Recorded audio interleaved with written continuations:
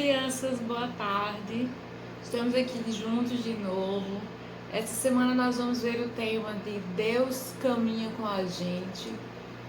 E para começarmos, vamos fazer nossa oração inicial, invocando o Espírito Santo, para que Ele esteja conosco, para que a gente possa realmente entender esse tema de hoje e possamos aproveitar. Em nome do Pai, do Filho, do Espírito Santo. Amém. Vinde, Espírito Santo, enchei os corações dos vossos fiéis e acendei neles o fogo do vosso amor. Enviai, Senhor, o vosso Espírito, e tudo será criado, e renovareis a face da terra. Oremos. Ó Deus, que instruístes os corações dos vossos fiéis com a luz do Espírito Santo, fazei que apreciemos retamente todas as coisas, segundo o mesmo Espírito, e gozemos sempre de sua consolação, por Cristo Senhor nosso. Amém. Bom, vamos pegar a nossa Bíblia. A gente vai pegar em Lucas, capítulo 24, versículo 25 a 35, certo? Então, proclamação do Evangelho de Jesus Cristo, segundo São Lucas. Glória a vós, Senhor. Jesus lhes disse: ó gente sem inteligência, como ser tardos de coração para creres no que anunciaram os profetas? Porventura não era necessário que o Cristo sofresse essas coisas e assim entrasse na sua glória? E começando por Moisés, percorreu todos os profetas, explicava-lhes o que dele se achava dito em todas as Escrituras. Aproximaram-se da aldeia para onde iam, e ele fez como se quisesse passar adiante. Mas eles forçaram-no a parar e disseram: fica conosco, já é tarde e já declina o dia.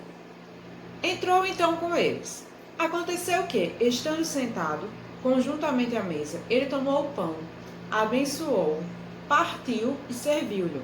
Então se lhes abriram os olhos e o reconheceram, mas ele desapareceu. Diziam então um para o outro: não se nos abrasava o coração quando ele nos falava pelo caminho e nos explicava as Escrituras?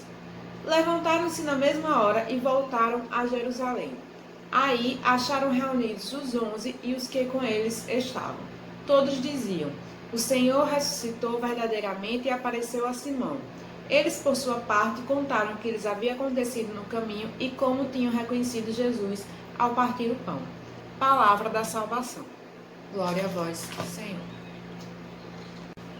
Bom, primeiramente a gente vai entender por que lemos esse Evangelho de São Lucas, que chama, essa passagem é conhecida por os discípulos de Emaús, onde Jesus havia morrido há pouco tempo, e nem todos os discípulos tinham visto ainda que Jesus tinha ressuscitado, e por isso que a gente conhece o texto como a história dos discípulos de Emaús.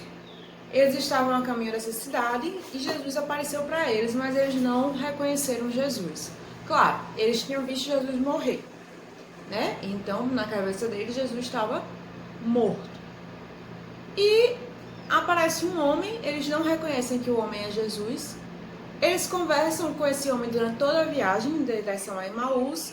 E quando eles chegam em Emaús, o homem diz que vai seguir adiante. Então, eles pedem para ele dormir com eles, porque já é tarde e é viajeiro perigoso.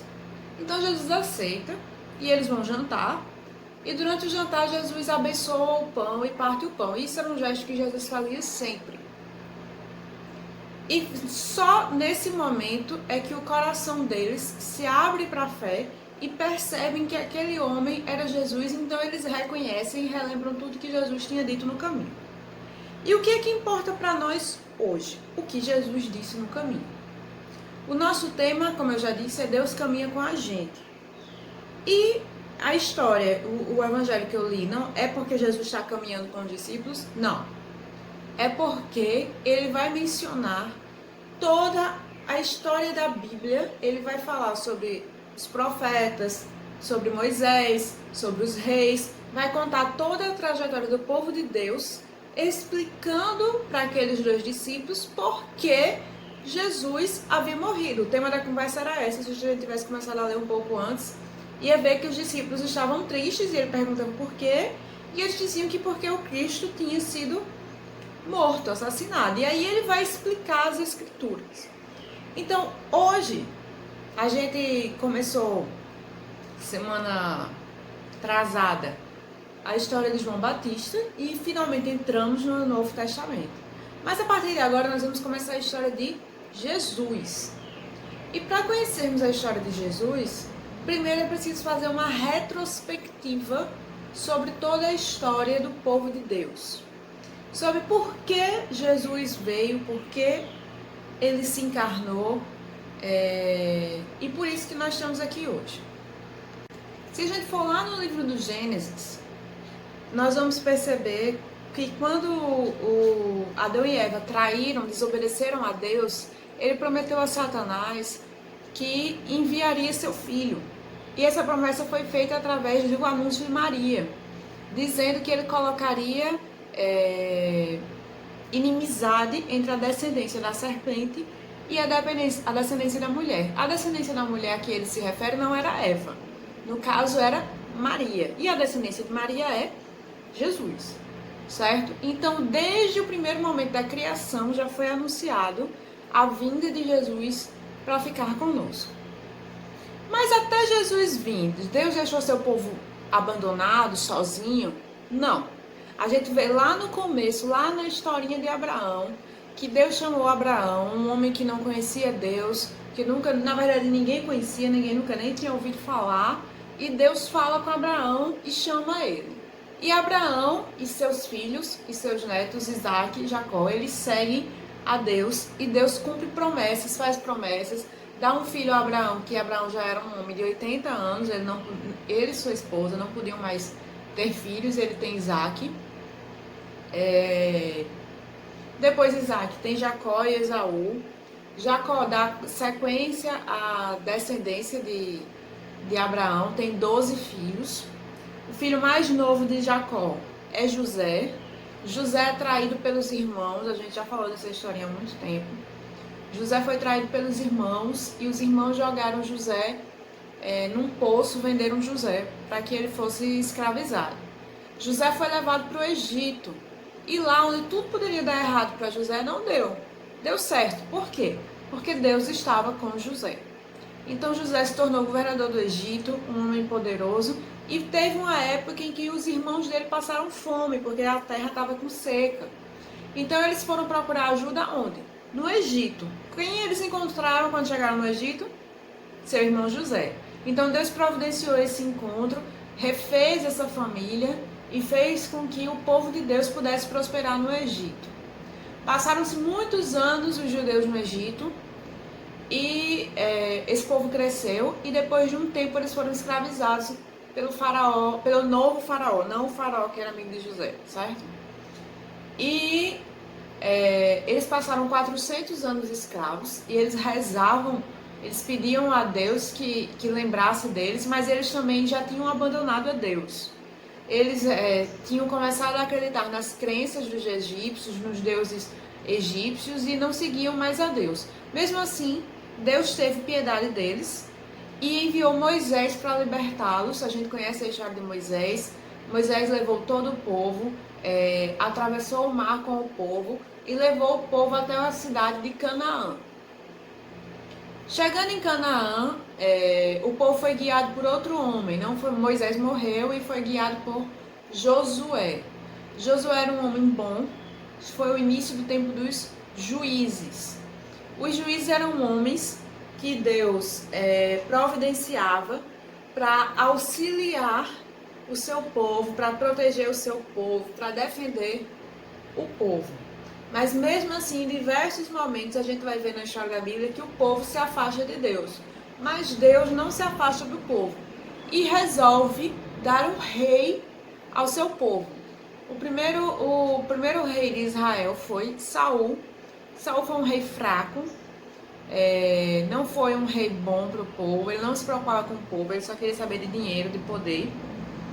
E em seguida, Deus, não gostando dessa situação, ele não esperou Saul morrer para escolher um novo rei. Ele escolheu Davi, que ainda era uma criança de 12 anos, e preparou Davi para ser o novo rei de Israel. Depois de Davi ser rei, Israel cresceu, Israel prosperou, Israel se tornou forte. Quando seu filho assumiu, Salomão, Israel se tornou uma potência. Jerusalém era uma cidade gigante, super forte, com bons exércitos. E tudo isso porque Deus ajudava aos bons reis, que no caso eram Davi e Salomão. Depois da morte de Salomão, ele tinha escolhido um dos seus filhos, mas havia uma rixa com outro filho. Então, houve a divisão do reino. Uma parte do povo seguiu ao desejo de Salomão, que era o desejo de Deus, e outra parte não quis o escolhido de Deus. E aí o reino de Israel foi dividido em Israel e Judá. Judá foi a parte do reino que seguiu a descendência que Deus escolheu. Então, nesse momento, o reino enfraqueceu e o povo de Deus foi escravizado. Isso por quê? Porque eles não se uniram, eles não seguiram a Deus. Mesmo assim, Deus mandou novas pessoas. Quem foram essas novas pessoas? Foram os profetas. Os profetas foram vários. Eles vieram para alertar, para orientar, para conduzir o povo a como seguir a Deus. Muitas vezes eles traziam palavras de repreensão, de carão, né? Tipo, vocês precisam seguir a Deus, vocês precisam mudar, vocês precisam fazer isso. E outras vezes os profetas eles traziam palavras de esperança. E qual era a esperança que o povo precisava? Era que Deus ia mandar o seu filho, que o Messias ia vir. O último dos profetas a gente viu que foi João, já no Novo Testamento, e ele veio justamente para preparar um último momento para a vinda de Jesus.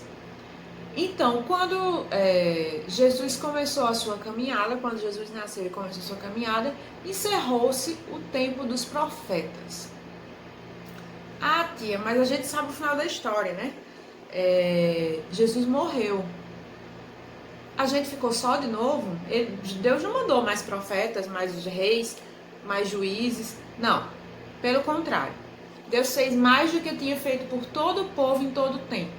Ele não mandou mais reis, juízes ou profetas. Ele mandou o Espírito Santo.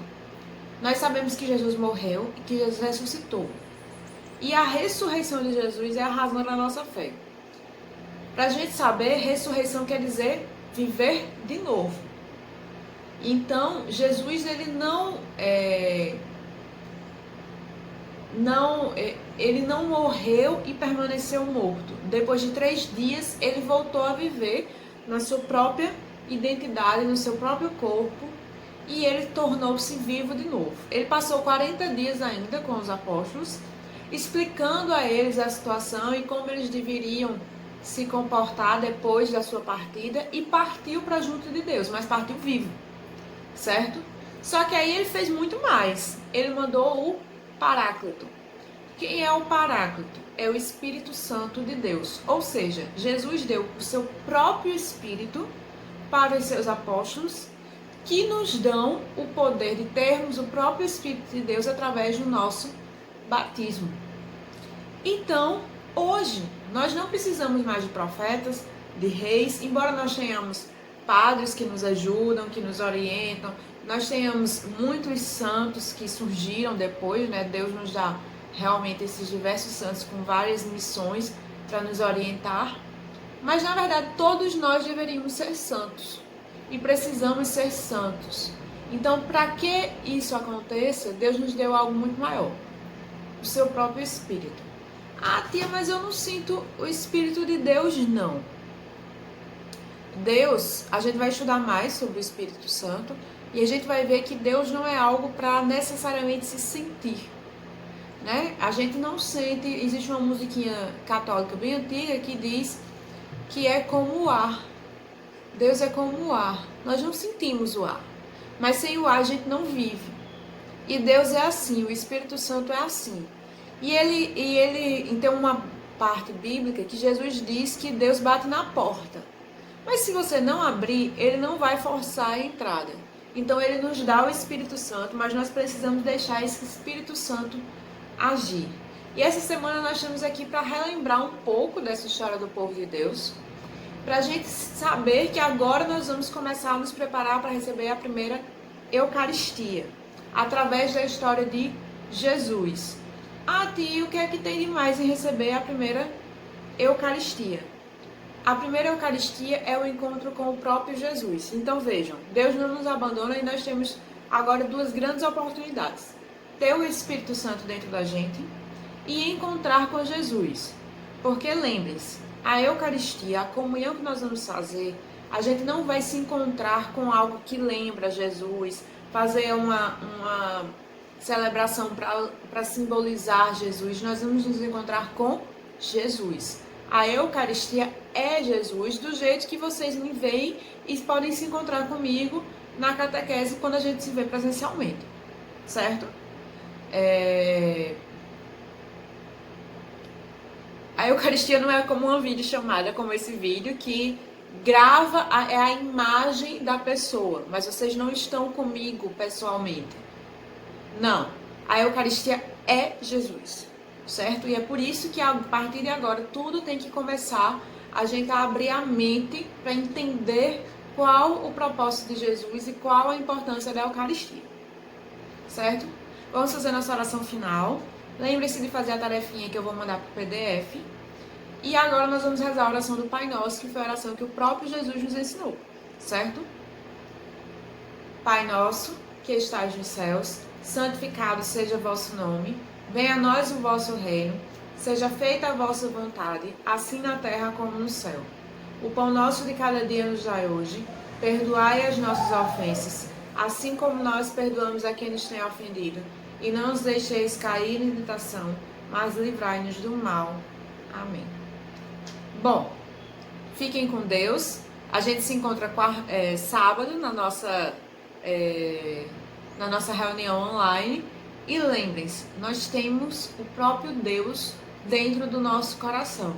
E nós não podemos abandonar Deus. Ele é como o nosso ar, certo? Quando o povo abandonava Deus, o povo sempre sofria, sempre caía em escravidão, sempre aconteciam coisas ruins. Nós precisamos de Deus. Até sábado.